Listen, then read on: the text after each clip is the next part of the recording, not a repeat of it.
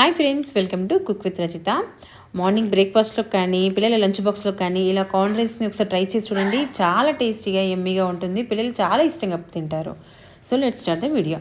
ముందుగా ఒక కడాయి పెట్టుకొని ఇందులోకి 3 టేబుల్ స్పూన్ల ఆయిల్ వేసానండి. ఆయిల్ వేడైన తర్వాత ఇందులోకి 1 టేబుల్ స్పూన్ జీలకర్ర ఆవాలు వేయాలి. జీలకర్ర ఆవాలు కొద్దిగా వేడైన తర్వాత కొంచెం ఫ్రై అయిన తర్వాత ఇందులోకి ఒక పెద్ద సైజు ఆనియన్ చిన్న చిన్న ముక్కలుగా కట్ చేసుకొని వేసేసుకోవాలి. తర్వాత ఇందులోకి కొద్దిగా కరివేపాకు, ఒక 2 పచ్చిమిర్చిని కూడా వేసేసి లైట్గా గోల్డెన్ బ్రౌన్ కలర్ వచ్చే వరకు ఫ్రై చేసుకోవాలండి.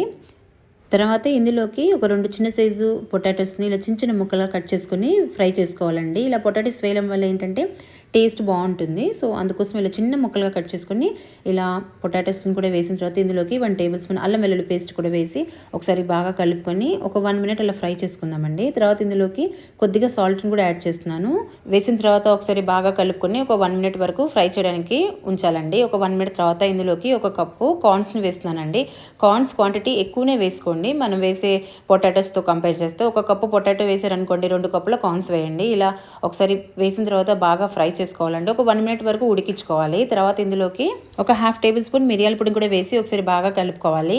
మిరియాల పొడి లేకపోతే మీరు ఎండుమిర్చి, పచ్చిమిర్చి కూడా వేసుకోవచ్చండి. నేను ఇలా మిరియాల పొడి ఎందుకు వేసానంటే చలికాలం కదా, సో కోల్డ్ కాఫ్ కూడా పిల్లలకు కొంచెం కంట్రోల్గా ఉండాలంటే ఇలా మిరియాల పొడి వేసుకుంటే బాగుంటుంది. సో ఇలా మిరియాల పొడి వేసిన తర్వాత ఒకసారి బాగా ఫ్రై చేసుకొని మనం వేసిన పొటాటో కార్న్స్ ఉడికాయలేదో ఒకసారి చెక్ చేసుకొని ఇందులోకి ధనియాల పొడి కూడా యాడ్ చేసేసుకొని, అలాగే నేను ముందుగానే 2 కప్పుల రైస్ని ఉడికించుకొని పెట్టుకున్నానండి. బాస్మతి రైసే వేయక్కర్లేదు, ఇంట్లో నార్మల్ రైస్తో కూడా ఇలా చేసుకోవచ్చు అనమాట.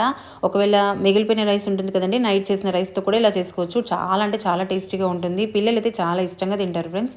ఒకసారి ఇలా ట్రై చేయండి. ఇలా రైస్ వేసిన తర్వాత ఒకసారి బాగా మిక్స్ అయ్యేలా కలుపుకొని ఇందులోకి కొత్తిమీర వేసేసుకొని ఇంకొకసారి బాగా కలుపుకున్నానండి.